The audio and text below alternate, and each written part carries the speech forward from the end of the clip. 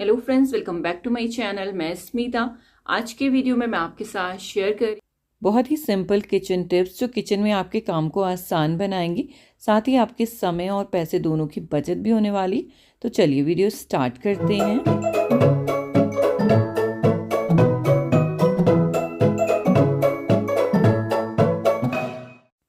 अक्सर जब हम आरओ से पानी भरते हैं पीने के लिए तो काफ़ी सारा पानी वेस्ट हो जाता है। तो यहाँ पर मेरे जो आरओ में फंक्शन है, यहाँ पे 1 बॉटल और फ्लो दोनों का ही ऑप्शन है, और ग्लास का भी। तो अगर बॉटल भरनी है तो सिर्फ बॉटल लगा के आप छोड़ सकते हैं, पानी बहेगा नहीं एक्स्ट्रा।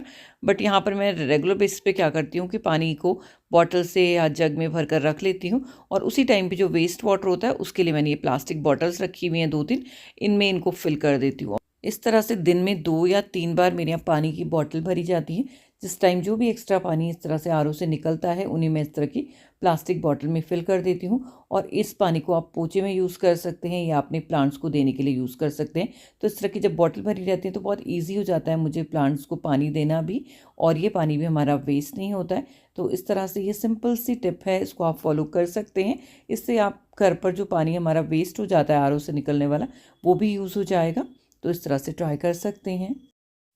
दिवाली में हम सभी ने अपनी किचन की सफाई की है, घर की सफाई की है, बट फिर भी अब 3-4 महीने के बाद में लगने लगा है कि घर में फिर से गंदगी होने लगी है। जो रेगुलर बेसिस की क्लीनिंग है वो तो होती ही है, बट जो डीप क्लीनिंग की ज़रूरत है ना, वो फिर से नज़र आती है। 1-2 महीने में हमें डीप क्लीन करना ही चाहिए, पर ये काम कई बार बहुत हेक्टिक हो जाता है। कई बार हम बिज़ी होते हैं, घर पर गेस्ट रहते हैं, तो उस वजह से हो नहीं पाता है। तो उसके लिए सिंपल सी जो टिप मैं फ़ॉलो करती हूँ, मैं ड्रॉर वाइज क्लीन करना शुरू करती हूँ। जब भी मुझे लगता है कि जो ड्रॉर मुझे ज़्यादा गंदी लग रही है उससे मैं इमीडिएटली क्लीन कर देती हूँ। इससे मेरा टाइम तो बचता ही है, साथ में वो एरिया भी क्लीन हो जाता है। तो जैसे आज मैं कटलरी रखने लगी थी मॉर्निंग में, जब मैं डिशवॉशर एम्प्टी करती हूँ तो मुझे लगा कि ये कटलरी वाला जो सेक्शन है मेरा बहुत ही ज़्यादा मेसी है। एक तो चीज़ें उलझ भी रही थी और क्लीन भी नहीं था। तो ये देखिए अभी मैंने ये एकदम साफ़ कर दिया। बस एक एक ड्रॉर करके रोज़ आप साफ़ करेंगे ना तो धीरे धीरे आपकी पूरी किचन साफ़ हो जाएगी, फिर आप एक दिन डीप क्लीन भी कर सकते हैं।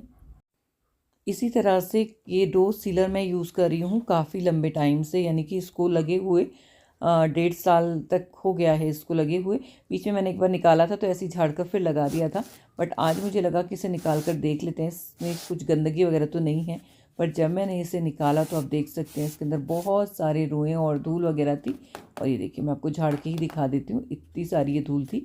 पहले भी मैंने ऐसे ही झाड़ के इसको दोबारा लगा दिया था, बट आज मुझे लगा कि चलो ये वॉशेबल है तो इसको वॉश कर लेते हैं। और इससे बहुत फ़ायदे होते हैं एक्चुअली। कोई भी, एक तो धूल अंदर नहीं आती, कीड़े मकोड़े अंदर नहीं आते, साथ ही हवा आजकल बहुत ज़्यादा चल रही है जैसे, तो डोर से बहुत ज़्यादा हवा भी अंदर नहीं आती, तो विंटर्स में भी काफ़ी अच्छा रहता है। तो मैंने ये पानी से अच्छे से धो दिया और अब मैं इसे सन ड्राई कर लूँगी, और इसके बाद फिर इसे हम यूज़ करेंगे डोर के साथ में। साथ ही मैं जब ये निकालने लगी थी तो मैंने अपने डोर मैट की तरफ भी नज़र डाली। ये भी सबसे एंट्री वे पे रहता है तो बहुत सारी धूल इसी पर आ जाती है, और ये इस तरह से कोरी का बना हुआ है तो इसमें धूल बहुत अच्छे से क्लीन हो जाती है। तो घर पूरा क्लीन रहता है मेरा। आधी धूल तो हमारी इस पे आ जाती है, तो हैवी ड्यूटी करता है एक तरह से ये जो डोर मैट है।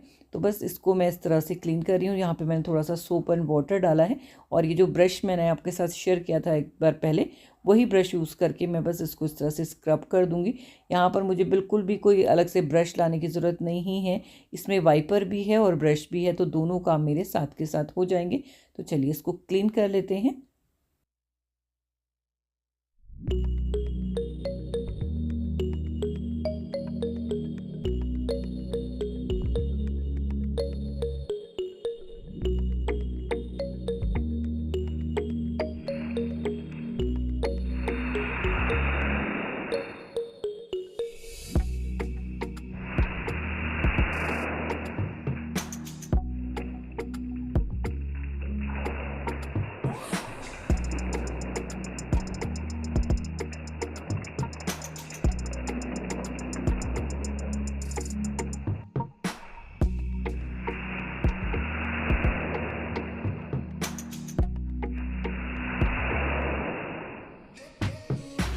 तो देखिए काफ़ी सारी धूल इसमें से निकल गई है। अब थोड़ा सा इसमें ऐसी पानी डाल के मैं इसको झाड़ लूँगी, और इसके बाद इसको भी हम सन ड्राई कर लेंगे अच्छे से। जब ये सूख जाए, ये नीचे से एंटी स्किट है, ऊपर से हल्का सा इसमें कोरी का ये बॉर्डर लगा हुआ है, तो बहुत जल्दी ड्राई भी हो जाता है।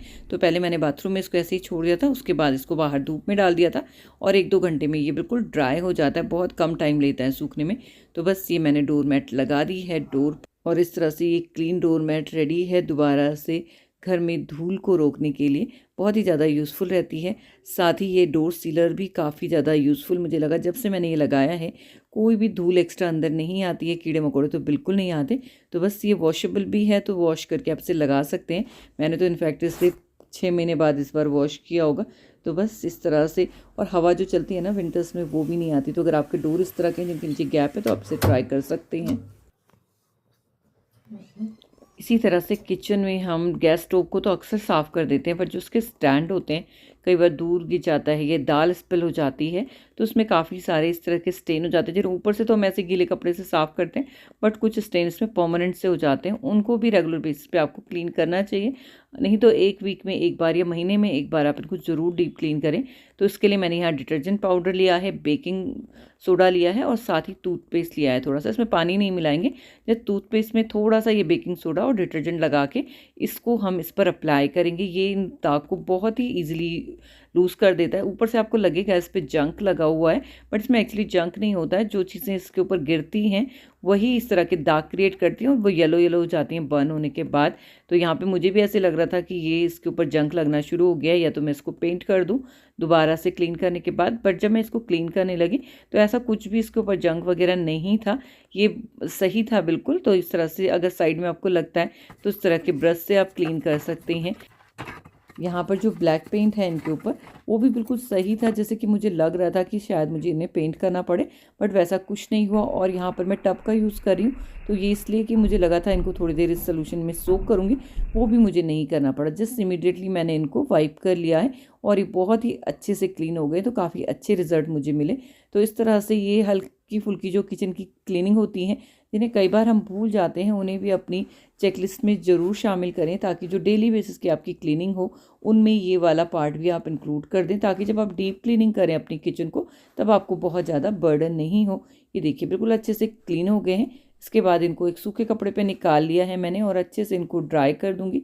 ड्राई करने के बाद जब आप इन्हें लगाएंगे गैस पर, तो आप देखेंगे कि आपका गैस एकदम नया सा लगेगा, क्योंकि गैस तो हम रेगुलर बेस पे क्लीन करते हैं, बट इनको जस्ट हम कपड़े से साफ़ करते हैं तो वो शाइन इसके ऊपर नहीं आती। आप देख सकते हैं पेंट कितना अच्छा लग रहा है। तो बस ये स्टैंड मैंने लगा दिए हैं, क्लीन कर दिए हैं। इस तरह के जो सिरेमिक कप होते हैं बहुत ज़्यादा देर तक ग्रीन टी में रह जाए तो इस तरह के दाग आ जाते हैं। ये देखिए ये रेगुलर बेस पे मेरा यूज़ होता है ग्रीन टी पीने के लिए, तो इसको भी मैं सेम सोल्यूशन के साथ ही क्लीन कर रही हूँ। यहाँ पर ये बेकिंग सोडा और डिटर्जेंट का जो मिक्सचर था उसमें जस्ट मैं थोड़ा सा मिलाऊंगी ये टूथपेस्ट। आप सिर्फ टूथपेस्ट से भी इसे कर सकते हैं, पर इसके दाग मुझे थोड़ा ज़्यादा लग रहे थे। और उसके बाद एक स्क्रब से इसको अच्छे से इस पर लगा देंगे।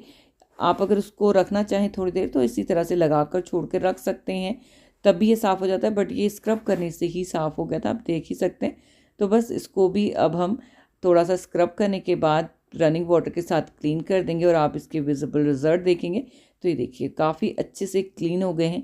अगर आपके घर में मेड आती है या खुद भी आप धो रहे हैं और इस तरह के दाग रहते हैं तो इस तरह से ये ट्रीटमेंट आप कीजिएगा, बिल्कुल आपके मग नए से हो जाएंगे। देखिए आप बिल्कुल वाइट हो गए हैं। हमारे घरों में हम वॉशिंग मशीन में ये फैब्रिक कंडीशनर यूज़ करते हैं, इसमें काफ़ी अच्छी खुशबू रहती है। मैंने इससे पहले आपको हैक भी बताए हैं काफ़ी सारे।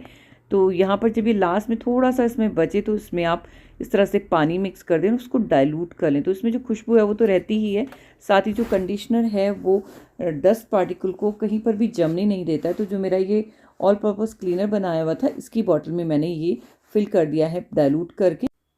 इस तरह से डस्टिंग करते हुए जब आप ये ऑल पर्पस क्लीनर यूज़ करेंगे तो इसमें बहुत अच्छी खुशबू तो रहेगी ही, लेकिन जहाँ पर भी आप इससे वाइप करेंगे वहाँ पर डस्ट पार्टिकल बहुत ज़्यादा डिपॉजिट नहीं होंगे। तो काफ़ी अच्छा है कि आप ज़रूर ट्राई करें। इस सोल्यूशन को किचन के साथ साथ में जहाँ पे भी मुझे डस्टिंग करनी होती है वुड या किसी और सरफेस के ऊपर, वहाँ पर भी मैं इसे यूज़ करती हूँ। तो ये साइड टेबल है मेरे लिविंग रूम की और इसके सामने बहुत बड़ी विंडो भी है, तो बहुत डस्ट भी आती है। साथ ही यहाँ पर बैठ के कुछ अगर खाते हैं तो उसके भी यहाँ पे दाग लग जाते हैं, जैसे यहाँ पे कॉफ़ी वगैरह का मग रखा हुआ था उसके दाग लगे हुए हैं।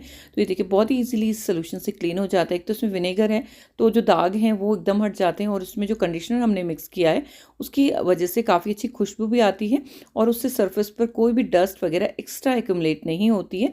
तो ये 2 फ़ायदे इससे हो जाते हैं।